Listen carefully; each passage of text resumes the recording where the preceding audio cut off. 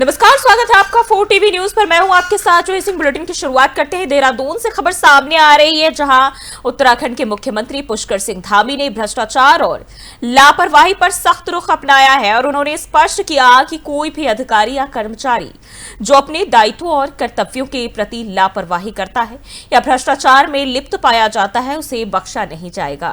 CM Dhami ने कहा कि जनहित के कार्यों में कोई भी कमी या लापरवाही बर्दाश्त नहीं की जाएगी और ऐसे लापरवाह अधिकारियों और कर्मचारियों के खिलाफ कठोर कार्रवाई की जाएगी, ताकि प्रशासनिक व्यवस्था में पारदर्शिता और जवाबदेही सुनिश्चित हो सके। यह कदम सरकार की जनता के प्रति जिम्मेदारी और बेहतर सेवा प्रदान करने के संकल्प को दर्शाता है। अधिकारियों और कर्मचारियों को अपने कर्तव्यों का सही तरीके से निर्वहन करने का कड़ा संदेश सीएम धामी की तरफ से दिया गया। भाइयों बहनों, अभी कल ही इसी विधानसभा में, थराली विधानसभा में एक निर्मित होने वाला पुल, निर्माणाधीन पुल बीच में ही गिर गया और ये सरासर बहुत बड़ी लापरवाही है और मैंने इसका तत्काल संज्ञान लिया। तीनों इंजीनियरों को सस्पेंड कर दिया गया है और इतना ही नहीं, कोई भी लापरवाही बरतेगा भाइयों बहनों, कहीं भी काम में कोई ढिलाई करेगा, जनता के जो प्रति उनके कर्तव्य, उन कर्तव्यों से विमुख होगा, उसके खिलाफ कठोर कार्रवाई की जाएगी।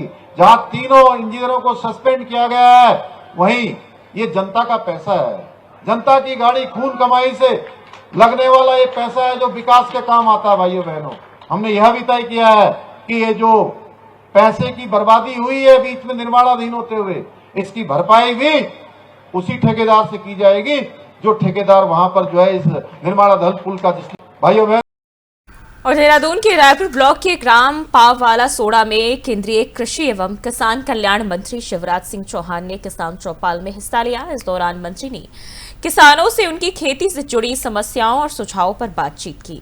शिवराज सिंह चौहान ने किसानों को कृषि संकल्प अभियान के तहत हो रहे विकास कार्यों की जानकारी दी और नई तकनीकों के इस्तेमाल पर जोर दिया। किसानों ने भी अपनी दिक्कतें और आवश्यकताएं मंत्री के सामने रखी और मंत्री ने कहा कि केंद्र और राज्य सरकार मिलकर किसानों की समृद्धि के लिए काम कर रही है और उनकी मेहनत का उचित फल भी मिलेगा। इस चौपाल में बड़ी संख्या में किसान मौजूद रहे, जिन्होंने कृषि सुधार और समर्थन को लेकर अपने विचार साझा किए।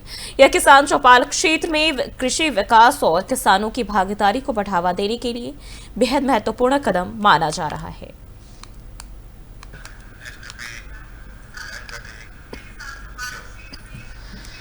और देहरादून में आयोजित विकसित कृषि संकल्प अभियान के तहत पहुंचे केंद्रीय मंत्री शिवराज सिंह चौहान ने जैविक और मोटे अनाज के उत्पादन की सराहना की। उन्होंने कहा कि उत्तराखंड की पवित्र माटी में पैदा होने वाले फल और सब्जियां बेहद गुणवत्तापूर्ण है और अब सरकार इनका प्रचार देश विदेश के बाजारों तक ले जाने की योजना बना रही है। शिवराज सिंह चौहान ने किसानों के द्वारा किए गए सफल प्रयोगों की प्रशंसा की और कहा कि यह अभियान उत्तराखंड की खेती को नई ऊंचाइयों तक पहुंचाने का माध्यम बनेगा। उन्होंने भरोसा दिलाया कि केंद्र और राज्य सरकार मिलकर यहां के किसानों को तकनीकी सहायता और बेहतर बाजार उपलब्ध कराएंगे। ये अभियान प्रदेश के कृषि क्षेत्र में आत्मनिर्भरता और वैश्विक प्रतिस्पर्धा की दिशा में एक मजबूत कदम माना जा रहा है।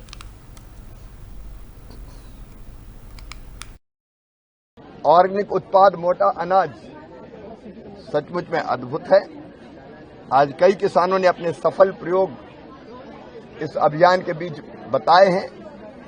भारत सरकार और उत्तराखंड सरकार मिलकर उत्तराखंड की खेती को बहुत ऊंचाइयों पर ले जाएगी। ये हार्टिकल्चर का हब बने और अधिकतम लाभ भी हमारे किसान कमाए और इस देवभूमि की पवित्र माटी में पैदा फल और सब्जियां देश और दुनिया के बाजारों में जाएं, इसकी योजना भी बना रहे हैं और प्रोसेसिंग भी कैसे हो सकती है उसके लिए भी हम काम करेंगे। ये विकसित कृषि संकल्प अभियान, ऑर्गेनिक उत्पाद, मोटा अनाज सचमुच।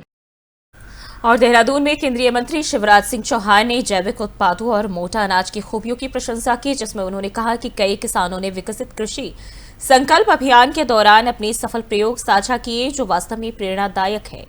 मंत्री ने बताया कि भारत सरकार और उत्तराखंड सरकार मिलकर इस देवभूमि की पवित्र मिट्टी में उगने वाले फलों और सब्जियों को देश और दुनिया के बाजारों तक पहुंचाने की योजना बना रही है।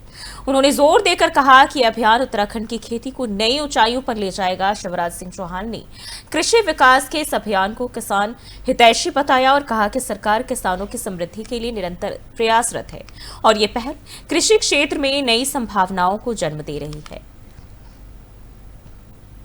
ऑर्गेनिक उत्पाद मोटा अनाज सचमुच में अद्भुत है। आज कई किसानों ने अपने सफल प्रयोग इस अभियान के बीच बताए हैं।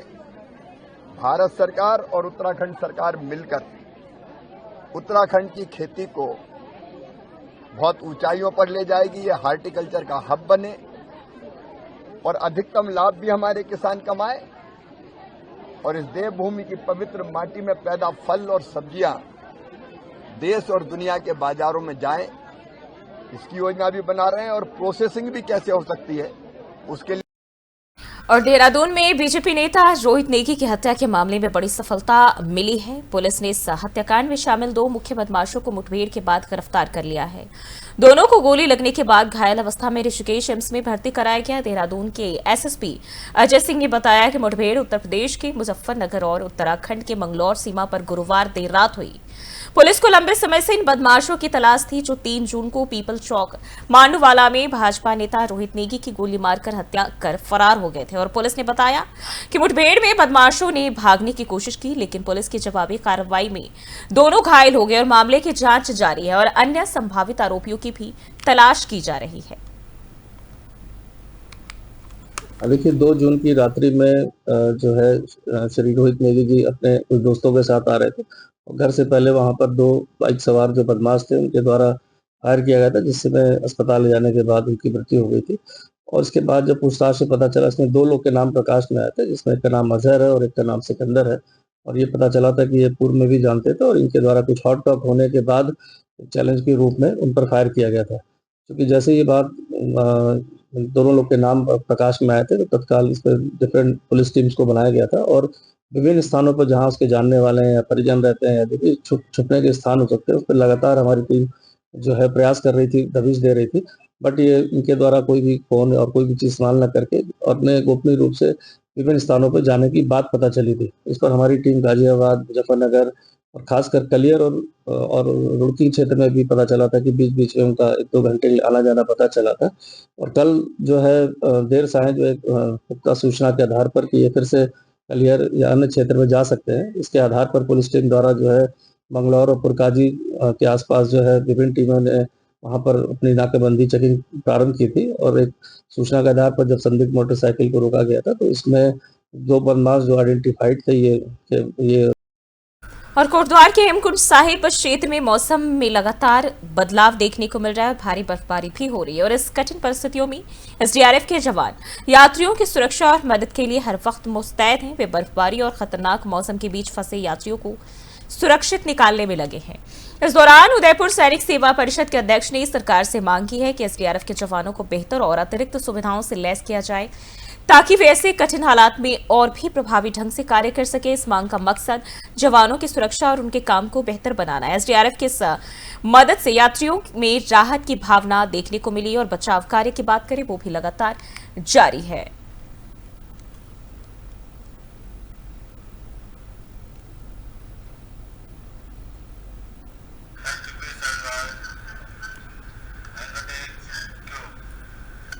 और पौड़ी गढ़वाल जिले के सांसद अनिल बलूनी और शिक्षा मंत्री धन सिंह रावत ने आज जिलाधिकारी के साथ देश के एकमात्र राहु मंदिर के रूप में प्रसिद्ध भगवान इंद्रेश्वर की धरती पैठनी स्थित राहु मंदिर में पूजा अर्चना की। उन्होंने सभी के कल्याण और प्रदेश की समृद्धि की कामना की है। इसके अलावा मंदिर के बगल में बहने वाले पश्चिम न्यार नदी के किनारे स्थित राहु शिला की भी पूजा की। यह क्षेत्र अपनी प्राकृतिक सुंदरता और आध्यात्मिक महत्व के कारण पर्यटन और तीर्थाटन के लिए विशेष संभावनाएं भी रखता है। सांसद और मंत्री ने कहा कि सरकार प्राचीन सनातनी आस्था के इन केंद्रों के संरक्षण एवं विकास के लिए पूर्ण रूप से प्रतिबद्ध है और उन्होंने स्थानीय पर्यटन को बढ़ावा देने और धार्मिक स्थलों के विकास के लिए नीतिगत प्रयासों को जारी रखने का संकल्प जताया। इस तरह के धार्मिक स्थल क्षेत्र की सांस्कृतिक विरासत को सहेजने और आर्थिक विकास में मददगार साबित होंगे।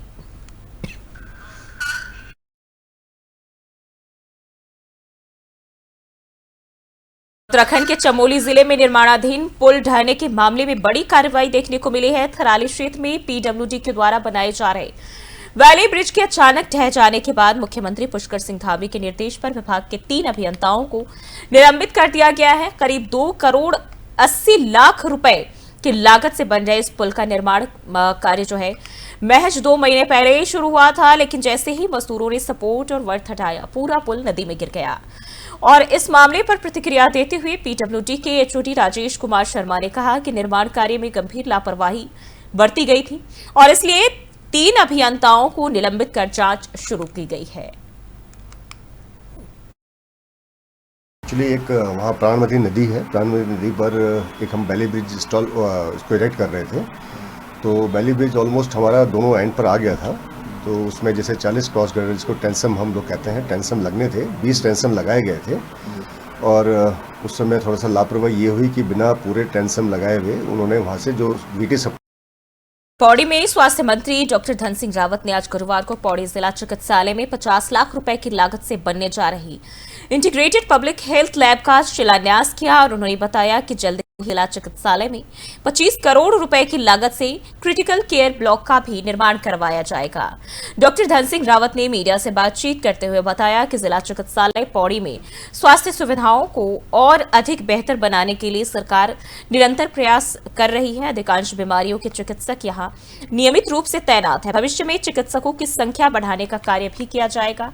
इसके लिए चिकित्सक आवास का निर्माण भी प्रस्तावित है। उन्होंने जिलाधिकारी को जिला चिकित्सालय की भूमि का सीमांकन करके वर्कर बाउंड्री वाल करवाने के निर्देश भी दिए और इस मौके पर मुख्य विकास अधिकारी गिरीश गुणवंत, सीएमओ डॉक्टर पारुल गोयल, भाजपा जिलाध्यक्ष कमल किशोर रावत, पूर्व नगर पालिका अध्यक्ष यशपाल बेनाम, दृष्टि तज्ञ नृपेंद्र तिवारी समेत कई अन्य अधिकारी और कर्मचारी मौजूद रहे। देखिए, आज हमने यहाँ पे 50 लाख रुपए की एक इंटीग्रेटेड लैब का जो है भूमि पूजन किया है और मैंने जिला प्रशासन को और पीडब्ल्यूडी के एक निर्देश दिए हैं कि इस पूरे हॉस्पिटल की जमीन की एक पैमाइश की जाए। इसके हम बाउंड्री वाल भी करेंगे।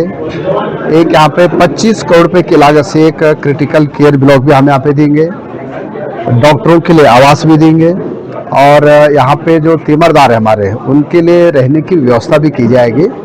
ये मैंने तीनों बातें की यहाँ पे और मुझे लगता है कि अब यहाँ पे डॉक्टरों की लगभग पूरे आ गए हैं, यहाँ की व्यवस्थाएं भी अच्छी हो गए हैं किया गया है और जिला चिकित्सालय में जो आने वाले समय में जो सुविधाएं विकसित की जानी है उसके संबंध में उनके द्वारा मार्गदर्शन यहाँ पे दिया गया है और यहाँ पे बहुत सारी नई जो सुविधाएं हैं वो विकसित करने के माननीय मंत्री जी के द्वारा निर्देश दिए गए और इसके साथ साथ में यहाँ पे पब्लिक हेल्थ के संबंध में एक बिल्डिंग यहाँ पे बन रही है, तो उसके बारे में भी यहाँ पे उसका शिलान्यास आज किया गया है। और जैसा आपको पता है कि अभी यहाँ पे सारे लगभग विशेषज्ञ चिकित्सक यहाँ पे अब नियुक्त कर दिए गए हैं और अब यहाँ पे जनता को अब अच्छी सुविधाएं आने वाले दिनों में यहाँ पे उपलब्ध हो रही है। माननीय मंत्री जी श्री धन सिंह रावत जी द्वारा यहाँ जिला अस्पताल का निरीक्षण किया गया। उनका उद्देश्य ये देखना था कि जिला अस्पताल के पास कितनी जमीन है और उसमें हम किस तरीके से सभी लोगों के लिए आवास बना सकते हैं, चाहे वो हमारे डॉक्टर्स हो, चाहे वो हमारे स्टाफ नर्सेज हो, चाहे हमारे फूड क्लास हो। तो उनके द्वारा सारी जमीन का निरीक्षण किया गया, सभी जर्जर भवनों को देखा गया, किसको रखना है, किसको तोड़वाना है, इस बात पे चर्चा की गई। उसके अलावा यहाँ और उत्तराखंड को ट्रॉली मुक्त बनाने की दिशा में सरकार ने खास पहल शुरू की है। लोक निर्माण विभाग के सचिव पंकज पांडे ने बताया कि राज्य में बरसात के दौरान जब पुल बह जाते हैं तो वैकल्पिक रूप से ट्रॉली का इस्तेमाल किया जाता है, जो स्थानीय लोगों के लिए असुविधाजनक और जोखिम भरा होता है। ऐसे में पीडब्ल्यूडी ने प्रदेश भर में 30 ट्रॉली स्थलों की पहचान की है। खासतौर पर पिथौरागढ़, उत्तरकाशी और चमोली जिलों में, और इन स्थानों पर अब स्थायी पुलों का निर्माण किया जाएगा ताकि जनता को सुरक्षित और सुगम आवागमन मिल सके। देखिए, पहाड़ों में कई जगहों पे जब पुल टूट जाते हैं या बारिश का टाइम होता है तो लोग क्रॉस नहीं कर पाते हैं एक जगह से दूसरी जगह, तो उसमें हम लोग टेम्परेरी रूप में ट्रॉली लगाते हैं। जहां ऐसा देखा गया है कि कई सालों से कुछ जगहों पर ट्रॉलियां चल रही हैं, क्षेत्र के जो लोग हैं, स्पेशली जो स्टूडेंट हैं, बच्चे हैं, उनको बहुत असुविधा का सामना करना पड़ता है क्रॉस करने के लिए, और हम बहुत ज़्यादा कुछ कर नहीं पाए। इसी को देखते हुए लास्ट ईयर ये पीडब्ल्यूडी के द्वारा ये प्रयास किया गया था कि पूरे प्रदेश में जितनी ट्रॉली हैं उनको हम हटा के उनकी जगह पे पैदल पुल या मोटर पुल या कोई भी अच्छा अरेंजमेंट जिससे लोगों को सहूलियत हो वो किया जाए। उसी के क्रम में टोटल 30 लोकेशन पे ट्रॉलीज आइडेंटिफाई की गई थी पूरे प्रदेश में। उसमें मेनली पिथौरागढ़, उत्तरकाशी और चमोली में थी। तो उनमें से 29 लोकेशन पे हमने सैंक्शन कर दिया है और मुझे उम्मीद है कि जल्दी ही हम उस पर पुल का निर्माण कर लेंगे। और दुनिया इस वक्त एक विचित्र विरोधाभास से जूझ रही है। कुछ लोग एंटीबायोटिक्स का इतना अधिक इस्तेमाल कर रहे हैं कि उनका असर ही खत्म हो गया है। वहीं दूसरी ओर करोड़ों लोग इन जरूरी दवाओं से वंचित रह रहे हैं। एक तरफ आधुनिक चिकित्सा सुविधाओं से लैस देशों में एंटीबायोटिक्स का बेवजह और अत्यधिक इस्तेमाल किया जा रहा है, जिससे बैक्टीरिया दवाओं के प्रति प्रतिरोधक बनते जा रहे हैं और यह सुपर बग्स की ओर ले जाता है। ऐसे जीवाणु जिन पर कोई भी दवा असर नहीं करती। दूसरी ओर एशिया, अफ्रीका और लैटिन अमेरिका जैसे देशों में बात करें तो आम लोगों को बुनियादी एंटीबायोटिक्स भी समय पर नहीं मिल पाती और यह न सिर्फ जानलेवा है बल्कि वैश्विक स्वास्थ्य तंत्र की असमानता को भी दिखाता है। और यह दोहरी समस्या सिर्फ चिकित्सा से नहीं बल्कि नीति, शिक्षा और वैश्विक सहयोग से ही हल हो सकती है। सवाल यह है कि क्या हम समय रहते जागेंगे? तो इस खास मुद्दों को जानने के लिए देखिए हमारी खास रिपोर्ट। उच्च स्तरीय रक्षा संवाद। दिल्ली में रक्षा मंत्रालय परिसर में आयोजित इस सम्मान समारोह में ऑस्ट्रेलिया के उप प्रधानमंत्री और रक्षा मंत्री रिचर्ड मार्लेस को गार्ड ऑफ ऑनर दिया गया। इस मौके पर भारत के रक्षा मंत्री राजनाथ सिंह खुद मौजूद रहे। दोनों नेताओं ने बाद में एक महत्वपूर्ण द्विपक्षीय बैठक भी की, जिसका उद्देश्य भारत और ऑस्ट्रेलिया के बीच रक्षा साझेदारी को और मजबूत करना था। द्विपक्षीय संबंधों की मजबूती पर फोकस। राजनाथ सिंह ने कहा, पिछले कुछ सालों में भारत और ऑस्ट्रेलिया के बीच रक्षा सहयोग एक मजबूत स्तंभ के रूप में उभरा है। उन्होंने कहा, हमारी पिछली बैठक के बाद से हमारे द्विपक्षीय रक्षा संबंधों में जो महत्वपूर्ण उपलब्धियां हुई उन्हें देखकर खुशी हो रही है। मुझे उम्मीद है कि आने वाले सालों में हम नए जोश के साथ इन संबंधों को और आगे बढ़ाएंगे। राजनाथ सिंह ने यह भी स्पष्ट किया कि यह बैठक ऐसे समय में हो रही है जब भारत अपनी पश्चिमी सीमाओं पर गंभीर सुरक्षा चुनौतियों का सामना कर रहा है। उन्होंने हाल ही में कश्मीर में हुई बर्बर घटना का जिक्र करते हुए ऑस्ट्रेलिया के समर्थन के लिए आभार जताया। साझा रणनीतिक लक्ष्य। भारत और ऑस्ट्रेलिया दोनों हिंद प्रशांत क्षेत्र में स्थिरता, सुरक्षा और नियम आधारित व्यवस्था बनाए रखने के पक्षधर हैं। दोनों देश नियमित सैन्य अभ्यास करते हैं, जिनमें ऑसिन टेक्स, पिच ब्लैक और मालाबार जैसे अभ्यास शामिल है। रक्षा मंत्री रिचर्ड मार्लेस ने भी भारत के साथ सहयोग को महत्वपूर्ण और रणनीतिक बताते हुए भरोसा दिलाया कि आने वाले समय में ये साझेदारी और मजबूत होगी। रिचर्ड मार्लेस का कहना है कि भारत के साथ हमारा रक्षा सहयोग न केवल क्षेत्रीय स्थिरता के लिए जरूरी है बल्कि यह दोनों देशों की सुरक्षा प्राथमिकताओं को भी जोड़ता है। हम भारत के साथ खड़े हैं, चाहे वह सीमाओं की सुरक्षा हो या आतंकवाद के खिलाफ लड़ाई।